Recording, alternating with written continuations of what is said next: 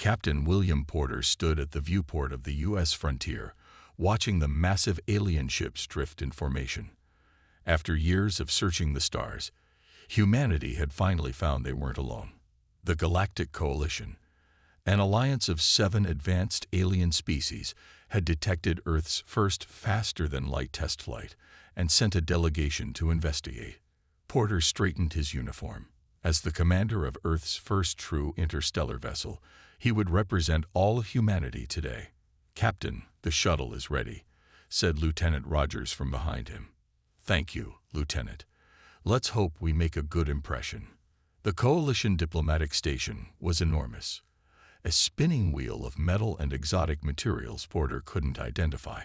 As his shuttle docked, he felt the weight of responsibility on his shoulders. Billions of humans were counting on him not to mess this up. A tall, slender alien with blue-tinted skin greeted him. "Captain Porter, I am Ambassador Jacqueline of the Talsarian Empire. Welcome to Coalition space." Porter extended his hand before remembering the briefing. Many species found physical contact uncomfortable. He quickly shifted to a respectful nod instead. "Thank you for the invitation, Ambassador. It's an honor to represent Earth." Jacqueline led him through corridors filled with aliens of all shapes and sizes. Some floated in bubbles of liquid, while others stomped on multiple legs. Porter tried not to stare. "Your vessel is interesting," Jacqueline said. "Quite primitive by our standards, but impressive for a species that developed spaceflight without assistance." Porter detected the mild dismissal in the ambassador's voice. "The frontier may not look like much compared to your ships, but she's sturdy and reliable. Most species require uplift from more advanced civilizations," Jacqueline continued. "The fact that humans achieve this independently is unusual." In the main conference chamber, representatives from all 7 coalition species waited. Porter felt like a kindergartner at a college lecture as they discussed technologies and stellar politics he barely understood. One reptilian alien leaned toward him. "Your ship uses chemical propellant for maneuvering thrusters. How quaint." Porter smiled politely. "Sometimes the old ways work just fine." Suddenly, alarms blared throughout the station. The lights dimmed to a red glow. "We are under attack," someone shouted. "Rogue faction vessels approaching." Through the viewport, Porter saw 3 sleek ships firing on the station's outer rings. The Coalition representatives panicked, shouting orders into communication devices. "Our ships cannot dock in time." "The station's shields are failing," Jacqueline said. Porter activated his communicator. "Frontier, this is Captain Porter. Battle stations, move to intercept those attacking vessels." "Sir," his first officer responded, "we're outgunned. We don't need to destroy them. Just distract them until Coalition reinforcements arrive." The Frontier moved into position, its outdated engines straining. The attackers, focused on the station, didn't notice the human ship at first. Porter watched the tactical display. Fire maneuvering thrusters in sequence. Full burn. "I want a spiral approach pattern." The Frontier spun as it advanced, its chemical thrusters creating an unpredictable path. The attacking ships struggled to lock weapons on the erratically moving target. "Fire warning shots across their bows," Porter ordered. The Frontier's conventional missiles weren't powerful, but they forced the attackers to split their attention. Coalition defense vessels finally arrived, surrounding the rogue ships. When it was over, Ambassador Jacqueline approached Porter with new respect in his eyes. "That was unexpected. Your ship's maneuvers were unlike anything in our tactical databases." Porter shrugged. "Just an old naval trick. On Earth, we've been fighting ship-to-ship battles for thousands of years, just on water instead of in space." Jacqueline's eyes widened slightly. "Perhaps humans have more to contribute than we realized. The Coalition Council would like to extend a formal invitation for Earth to join the Galactic Coalition. As junior members, of course." "Of course," Porter said with a small smile. "We have a lot to learn." But as the alien representatives whispered among themselves, studying the frontier with new interest, Porter knew they had a lot to learn from humans, too. Lieutenant Samantha Reed stood at attention as the alien instructor paced in front of the class. 1 year after Earth joined the Galactic Coalition, she had become the first human accepted to the Coalition Naval Academy. The classroom was filled with cadets from 7 different species, most of whom had never seen a human before. "Today we will study basic tactical maneuvers," said Commander Vexlor, a tall draconian with scales that shimmered under the lights. "Lieutenant Reed, your species is new to space. Perhaps you should observe rather than participate." Reed kept her face neutral. "With respect, Commander, I would like to try." Vexlor made a sound that might have been a sigh. "Very well. Take your place at Simulator Station 4. The simulation room was impressive. Each station became a virtual ship bridge when activated. Reed sat at her assigned console as the screens came to life around her. Her virtual vessel was smaller and less powerful than those assigned to the other cadets. "Your objective is simple," Vexlor explained. "Protect the supply convoy from enemy raiders. Begin." Reed studied her display. The convoy followed a straight path through an asteroid field, with enemy ships approaching from multiple angles. The other cadets immediately positioned their ships in a defensive sphere around the convoy. Standard coalition doctrine. But Reed saw a problem. The sphere defense left blind spots that clever enemies could exploit. Instead, she moved her ship into the asteroid field itself. "Lieutenant Reed, you are out of formation," Vexlor said sharply. "Yes, Commander," she replied, fingers moving across the controls. As the enemy raiders approached, Reed waited. The other cadets engaged in direct combat, their more powerful ships trading fire with the raiders. But 3 enemy vessels slipped through their defense and headed for the convoy. That's when Reed sprung her trap. She had positioned her ship behind a large asteroid, hiding its energy signature. As the raiders passed, she emerged behind them and fired precisely at their engines. Within moments, all 3 raiders were disabled. The other cadets finished off the remaining enemies, and the simulation ended. Vexlor stared at the replay of Reed's maneuver. "What do you call this tactic, Lieutenant?"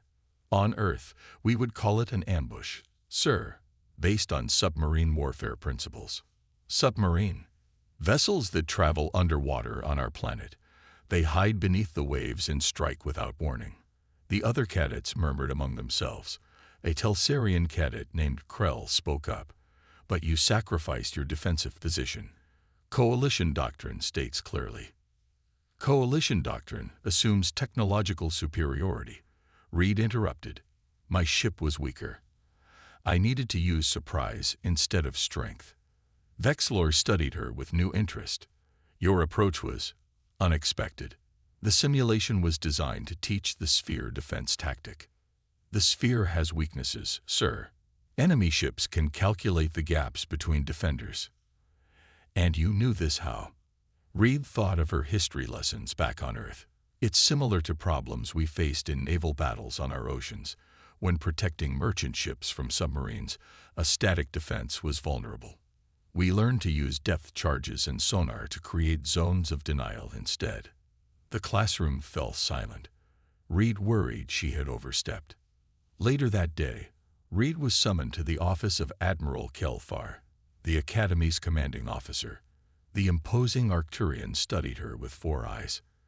"Commander Vexlor reports you disregarded standard tactics today," the Admiral said. Reed stood straighter. "I adapted to the situation, sir." "Indeed." The Admiral activated a display showing Reed's simulation. "You applied principles from Earth's naval combat history." "Yes, sir. We have thousands of years of naval warfare experience." The Admiral's antenna twitched with interest. "Thousands of years. Most species developed space travel before mastering ocean combat." Reed couldn't hide her surprise. "On Earth, we fought on the seas long before we reached the stars." "Fascinating." Admiral Kelthar closed the display. "Lieutenant, I would like you to prepare a presentation on Earth's naval history for the senior staff." As Reed left the office, she received an urgent message. Reports were coming in about increased raids from a hostile species called the Scourge on the Coalition's outer territories. Someday soon, humanity's naval tactics might face a real test. The emergency alarms blared throughout the station as Commander Samantha Reed ran to the bridge of the Determination. 6 months had passed since her academy days, and the Scourge threat had become a full-scale war. "Status report," Reed called as she entered. Lieutenant Kyle Jackson, one of 3 humans on board, looked up from his console. "Scourge forces broke through the Coalition line at Sector 7. Our fleet is scattered. Admiral Vexlor has ordered all ships to fall back and regroup." Reed studied the tactical display. The Determination was an outdated cruiser with a skeleton crew of both humans and aliens. When she received command, most Coalition officers had dismissed the ship as barely worth mentioning. A support vessel at best. "Where's the nearest Scourge patrol?" she asked. 3 warships, headed this way," Jackson replied. "They'll detect us in about 20 minutes. Reed looked around at her nervous crew. "We're not running." Zix, her Telsarian first officer, blinked rapidly. "Commander, with respect, our orders are to fall back. The Determination cannot stand against 3 Scourge vessels." Reed smiled. "Who said anything about standing against them?" "Lieutenant Rivera. Set course for the nearby nebula. Minimum power output." Rivera, the human navigator, nodded with understanding. "Going dark, Commander." "What are you doing?" Zix asked, mandibles clicking with concern. "An old Earth tactic. We're going to hide, like submarines in the deep ocean." The Determination slipped into the glowing nebula, its engines nearly silent. Reed ordered all non-essential systems shut down. The ship drifted, surrounded by swirling gas and dust that masked their presence. "Power levels at 15%, Jackson reported. "We're practically invisible to sensors." Reed nodded. "Now we wait." The crew sat in tense silence as minutes ticked by. Soon, the sensors detected the 3 Scourge warships approaching the nebula. They were massive vessels with heavy weapons, searching for Coalition ships trying to escape. "They're passing right by us," whispered Rivera. "Just like you predicted." Reed watched the enemy ships on the display. They were moving in a standard search pattern, not expecting any resistance. "Prepare all weapons. Target their engine sections." Zix's eyes widened. "You're attacking? We should remain hidden until they leave." "They'll find the rest of our fleet if we let them pass," Reed said firmly. "We have the element of surprise. Jackson, calculate firing solution for all 3 ships." Jackson worked quickly. "Ready, Commander." Reed took a deep breath. Like a shot from the depths. Fire. The Determination's weapons burst to life, striking the nearest Scourge vessel directly in its engines. Before the enemy could respond, Reed ordered a quick maneuver, shifting position while staying within the nebula. "Second target, fire," she commanded. Another burst of weapons fire disabled a second Scourge ship. The third vessel, now alert, began firing wildly into the nebula. "Evasive action," Reed ordered calmly. "They're shooting blind." The Determination moved silently through the nebula clouds while the Scourge ship wasted ammunition. After several minutes, the enemy vessel retreated, leaving its disabled companions behind.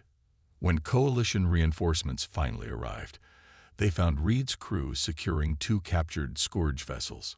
Admiral Vexlor himself contacted the Determination. "Commander Reed, explain yourself.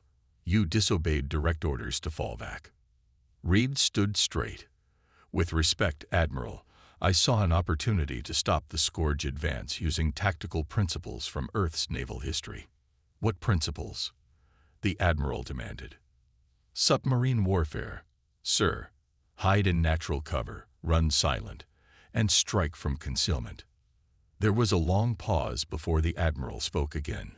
3 Scourge warships against 1 outdated cruiser. "You disabled 2 and drove off the 3rd. "Yes, sir." Another pause. "I see. Perhaps there is something to these human naval tactics after all." Report to Coalition headquarters when you return. The High Command will want a full briefing on this submarine warfare. As the communication ended, Reed's alien crew members looked at her with new respect. The Scourge would soon learn that humans brought something unexpected to this war. Thousands of years of naval combat experience that no other species in the galaxy possessed. Chief Engineer Joseph Martinez wiped sweat from his forehead as he crawled out of the narrow maintenance shaft. 3 months after Commander Reed's successful Nebula ambush, the Coalition had reluctantly begun integrating more humans into their naval forces. Did it work? Asked Captain Krell, the Telsarian commander of the cruiser Unwavering Light. Martinez nodded, climbing to his feet. The modifications are complete, Captain. Your engines can now perform the burst acceleration maneuver. Krell's faceplates shifted in what humans had learned was an expression of doubt. You've altered a perfectly good propulsion system based on sailing ships. Not exactly sailing ships, Martinez explained patiently. On Earth, we had vessels called destroyers that could rapidly change speed to dodge torpedoes. I've adapted the principle to your engines. Across the hangar bay, Lieutenant Eric Daniels was drilling a mixed group of aliens in zero-gravity combat. The former Navy SEAL moved with practiced ease in the weightless environment. Again, Daniels called to his trainees. Remember, in boarding actions, momentum is your weapon. Push off, fire, grab hold, repeat. A draconian officer named Tark approached Martinez and Krell. This human training seems pointless. Why board enemy vessels when we can destroy them from a distance? Martinez smiled. Sometimes you want to capture, not destroy. Every intact Scourge ship gives us intelligence we can't get from debris. Boarding actions were abandoned centuries ago, Krell noted. Too dangerous. That's what the British thought until American privateers boarded their ships during the War of 1812, Martinez said. Sometimes old tactics become new again when the enemy isn't expecting them.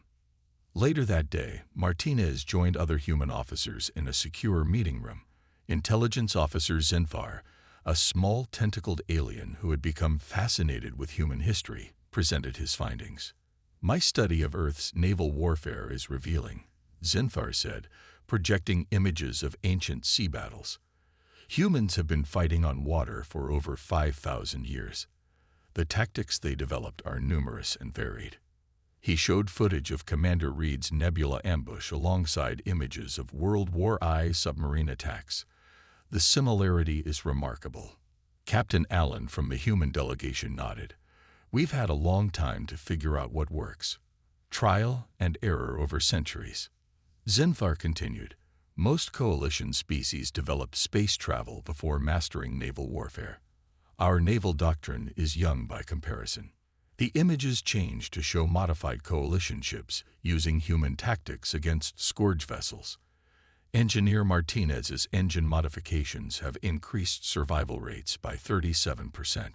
Lieutenant Daniels' boarding teams have captured 5 Scourge ships intact. Zinfar's tentacles waved with excitement.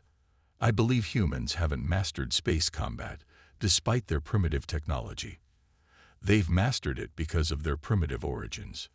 2 days later, Zinfar presented his findings to the Coalition High Command. The chamber fell silent as the implications became clear. Admiral Vexlor broke the silence. You're suggesting that humans, the least advanced species in the Coalition, might be our greatest asset against the Scourge. Their naval history is longer and more diverse than all Coalition species combined, Zinfar replied. They've solved problems we never encountered. The first test of this theory came sooner than expected. A Scourge fleet attacked the Gamma outpost, where Martinez had modified half the Coalition ships with his rapid acceleration system. When the battle ended, the statistics were clear. Modified ships had a 40% higher survival rate and scored more hits on enemy vessels. Admiral Vexlor called an emergency meeting of the High Command. We need more humans in our fleet. Their naval expertise is unexpectedly valuable. As the order went out to recruit more human naval officers, Martinez received word that his engine modifications would become standard across the Coalition fleet. Not bad for a species that still uses chemical rocket boosters, he said to himself with a smile, thinking of how far they'd come since Captain Porter's first contact just 2 years earlier. Rear Admiral Linda Carter stood on the bridge of her flagship, the Defiance, watching the tactical display with growing concern. The Scourge had launched a major offensive targeting Arcturus system, a vital Coalition supply hub. Despite having superior numbers, the Coalition fleet was struggling against the Scourge's brute force approach. "They're trying to overwhelm us with numbers again," said her draconian second-in-command, Commander Tark. Carter nodded. "It's all they know. Throw more ships at the problem until it goes away." After a year of fighting, humans had risen quickly through Coalition ranks. Carter now commanded Battle Group 7, a mixed fleet of human and alien crews. The Coalition had reluctantly embraced human naval tactics, but this situation called for something special. "Commander, I want you to study this," Carter said, pulling up an image on her display. Tark leaned forward. "What am I looking at?" "The Battle of Salamis, 480 BC. One of the most important naval battles in Earth's history." Tark looked confused. "BC? Before Common Era, nearly 2,600 years ago." The alien's eyes widened. "Your species was fighting naval battles that long ago." "Yes. The Greeks were outnumbered by the Persian fleet, but they chose the battlefield carefully. They forced the larger Persian force to fight in a narrow strait where their numbers became a disadvantage." Carter pointed to the asteroid field near Arcturus. "We're going to do the same thing." 6 hours later, Carter's battle group took position near the dense asteroid field. Following her orders, the ships appeared disorganized, as if retreating. "The Scourge fleet is approaching," reported Lieutenant Kim from the sensor station. "They're taking the bait." "Good," Carter said. "All ships maintain formation, but appear to panic. I want them to think we're easy prey." The Scourge fleet, sensing weakness, accelerated toward Battle Group 7. Their formation was tight and aggressive, designed to overwhelm opponents with concentrated firepower. "They're committing to the attack," Kim said. "Range closing." Carter waited until the perfect moment. "Now, all ships execute Operation Salamis." Her battle group turned and flowed into the asteroid field, following carefully mapped routes. The pursuing Scourge ships, eager for victory, followed without hesitation. "They're breaking formation to chase us through the asteroids," Tark observed. "Just as you predicted." Inside the asteroid field, the Scourge numerical advantage became a liability.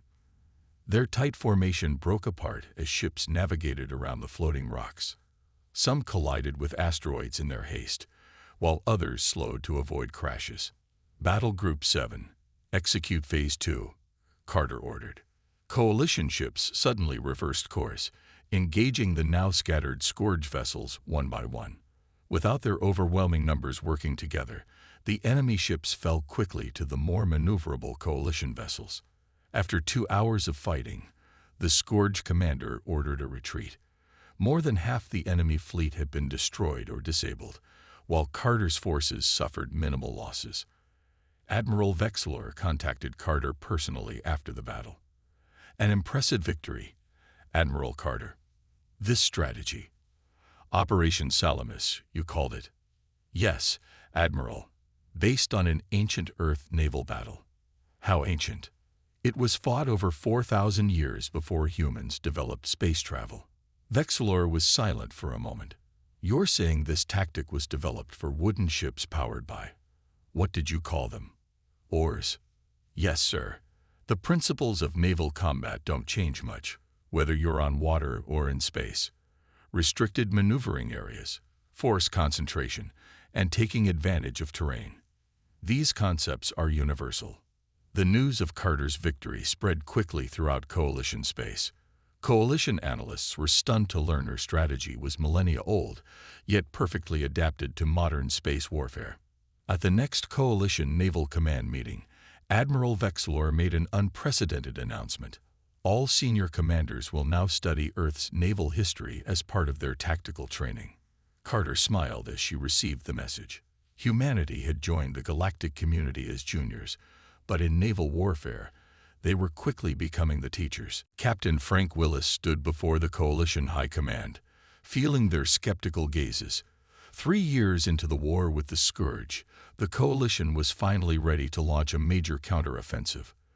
Willis had proposed a bold strategy, but he could see the doubt in the aliens' eyes. "You want to convert cargo vessels into what you call carriers?" Admiral Vexlor asked. "Yes, sir," Willis replied. "On Earth, aircraft carriers revolutionized naval warfare in the 20th century. We can apply the same concept in space." A Telsarian admiral named Cranvoss shook his head. The Coalition abandoned carrier tactics centuries ago as obsolete. Large capital ships proved more effective. Willis remained calm. "With respect, Admiral, that's because you never faced an enemy like the Scourge. Their detection systems are designed to track large energy signatures from battleships. Small fighters launched from carriers would be harder to detect. Resources are scarce," Vexlor noted. "We cannot afford to build new carrier vessels." "We don't need to," Willis explained. "We can convert existing cargo ships. Their large holds are perfect for fighter squadrons, and the Scourge will ignore them as non-military targets." After hours of debate, the High Command reluctantly approved Willis's plan. They couldn't deny that human naval strategies had consistently proven effective against the Scourge. 2 months later, Operation Trident began at Proxima Centauri. The converted carriers, 10 large cargo vessels retrofitted with launch bays, remained hidden behind one of the system's moons. Meanwhile, a small fleet of Coalition battleships engaged the Scourge defenders directly, drawing their attention. Willis watched from the command deck of the lead carrier, renamed Hornet after a famous Earth carrier. "Launch fighters, all squadrons," he ordered. Hundreds of small, agile fighters streamed from the carrier's launch bays. The pilots, a mix of humans and aliens trained in Earth fighter tactics, formed up quickly and accelerated toward the battle. "The Scourge don't see them coming," reported Lieutenant Garcia from the sensor station. "Their attention is fixed on our battleships." Willis nodded. "Just like Midway. They're looking for the big threat and missing the real danger." The fighters struck the Scourge fleet from behind, targeting engines and weapons systems with precision.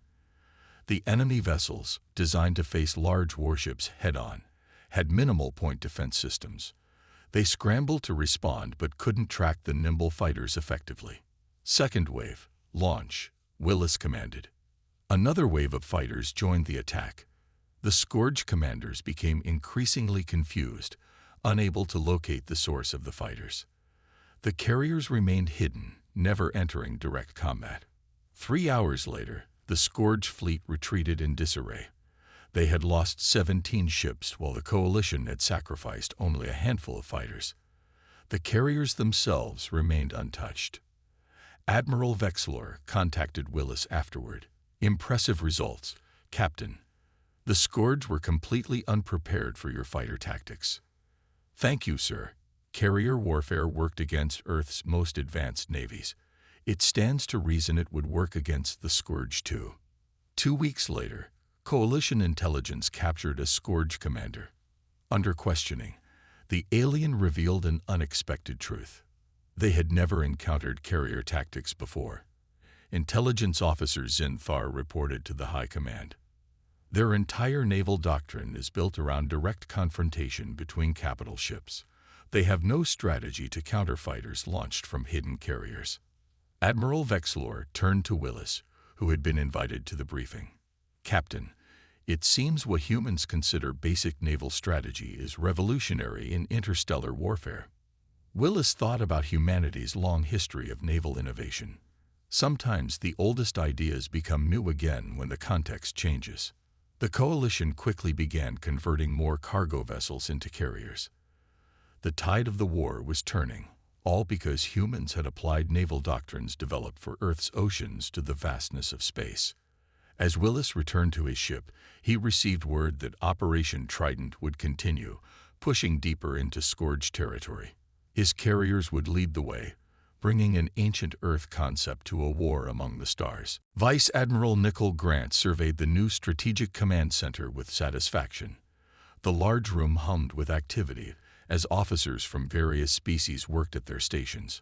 Holographic displays showed the positions of Coalition and Scourge forces across dozens of star systems. The war had entered its third year, and humanity's influence on Coalition naval doctrine continued to grow. Grant had established this command center modeled after Earth's historical war rooms, another concept the Coalition had never developed. "This is most impressive," said Admiral Vexilor as he joined her. "Different from our traditional command structures." Grant nodded. "On Earth, we learned the value of separating planning from execution. This war room lets us coordinate fleet actions across multiple systems simultaneously." Vexilor studied the displays. "I notice you've implemented the convoy system we discussed." "Yes, sir. Merchant vessels now travel in protected groups with military escorts. It's reduced our cargo losses by 60%. The convoy system was another human innovation dating back to Earth's world wars. Before humans joined the Coalition, merchant ships traveled alone and were easy targets for Scourge raiders. Now they moved in protected groups, making attacks more costly for the enemy. "The Scourge are adapting," Vexilor noted. "Their tactics have become more sophisticated in recent months. That's why I've created this," Grant said, leading him to a separate room where a team of officers worked on simulations. "We call it a Red Team. Their job is to think like the enemy, predicting what the Scourge will do next." Vexilor's eyes widened. "You assign your officers to think like the enemy. It's another human military tradition. If we can anticipate their moves, we can counter them before they happen." As if to prove her point, a young human lieutenant approached with a report. "Admiral Grant, the Red Team has completed their analysis. We believe the Scourge are planning a major assault on the Coalition capital world." Grant took the report. "What evidence supports this?" "Their fleet movements, supply line adjustments, and communication patterns all point to a large-scale operation. The target must be significant." Grant nodded. "Prepare a full briefing for Coalition High Command. If they're targeting the capital, we need to be ready." Later that day, as Grant presented the Red Team's findings to the High Command, she faced skepticism from several alien admirals. "How can you be certain of Scourge intentions?" asked Cranvos, the Talsarian admiral. "Their psychology is alien to humans." "Their psychology may be alien, but military strategy has universal principles," Grant explained. "Force concentration, logistics, command structure. These patterns transcend species. Our Red Team identified these patterns in Scourge movements." The High Command eventually authorized defensive preparations for the capital system. 3 weeks later, the Red Team's prediction proved correct when a massive Scourge fleet appeared. Thanks to Grant's warning, Coalition forces were waiting in strength, turning what could have been a devastating surprise attack into a decisive victory. After the battle, Admiral Vexilor visited Grant again in the Strategic Command Center. "You were right. I'm beginning to wonder if there's any aspect of warfare where humans don't excel." Grant smiled. "We're not inherently more warlike. But on Earth, naval supremacy often meant the difference between a civilization's survival or collapse. We've had thousands of years to perfect these strategies, through necessity." "The Scourge are retreating on multiple fronts," Vexilor noted, studying the displays. "For the first time, I believe we might win this war." "We will win," Grant said confidently. "And when we do, the Coalition will be stronger for having learned what humans can contribute." Outside the command center, new classes of human and alien officers studied together, exchanging ideas about tactics and strategy. The Coalition had begun the war with rigid doctrines unchanged for centuries. Now, infused with human naval innovations, it was evolving daily, becoming more adaptable and effective against an enemy that couldn't keep pace with the changes. Admiral William Porter stood in the Grand Hall of the Coalition High Command, a place he could hardly have imagined when he first made contact with alien life 5 years earlier. As the first human on the Coalition Naval High Command, he had just overseen the publication of a new combined naval doctrine that merged thousands of years of human naval strategy with advanced coalition technology. The Scourge War had ended 6 months ago with a decisive coalition victory. The once feared enemy had been pushed back to their home system and forced to sign a peace treaty. Throughout coalition space, humans were no longer seen as primitive newcomers, but as master strategists who had turned the tide of the war. Admiral Porter called a familiar voice. Porter turned to see Jacqueline, the Telsarian who had first welcomed him to coalition space years ago. Once skeptical of humans, Jacqueline now served as the coalition's diplomatic liaison to Earth. The new doctrine has been distributed to all fleet commanders, Jacqueline said. Many are calling it a revolution in space combat. Porter smiled. Not a revolution, just an adaptation of principles humans have known for centuries. Across the galaxy at the prestigious Galactic Naval Institute, Fleet Admiral Samantha Reed prepared to deliver the keynote address to a class of new officers from dozens of species. Once the first human at the Coalition Naval Academy, she now served as its commandant. The question was never whether humans were good at naval warfare, Reed began, looking out at the diverse faces. The question was why space combat should be any different from naval combat, water or vacuum. The principles remain the same: maneuver, concentration of force, intelligence, and adaptability. The cadets listened attentively. Many had specifically requested assignment to Earth for naval training, a complete reversal from the days when humans were considered barely worth mentioning in coalition affairs.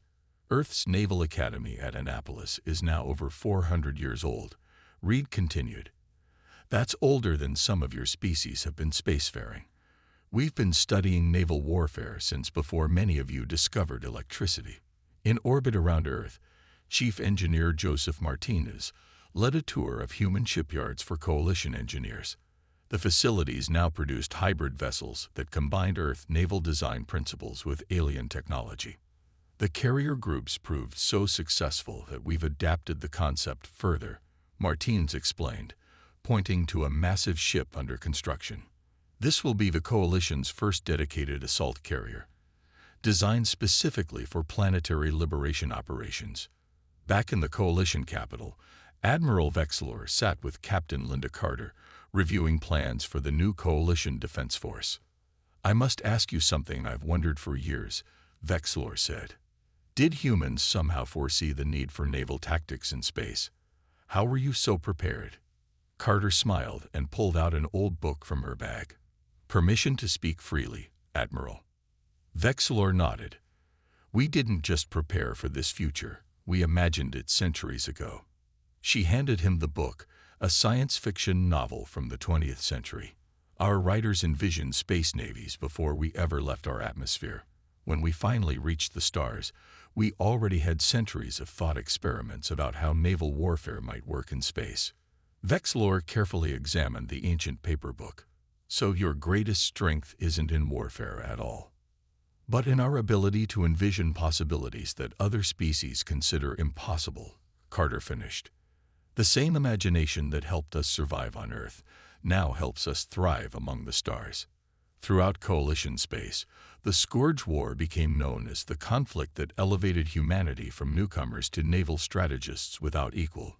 Ships commanded by humans, or following human doctrine, now patrolled peaceful borders.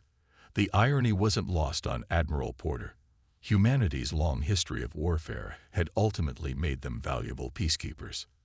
As Porter prepared for a meeting with the Coalition's Supreme Council, he looked at the stars visible through the station's viewport. Humanity had joined the galactic community expecting to learn from advanced aliens. Instead, they had found that sometimes the oldest knowledge was the most valuable, especially when applied in new ways to new frontiers.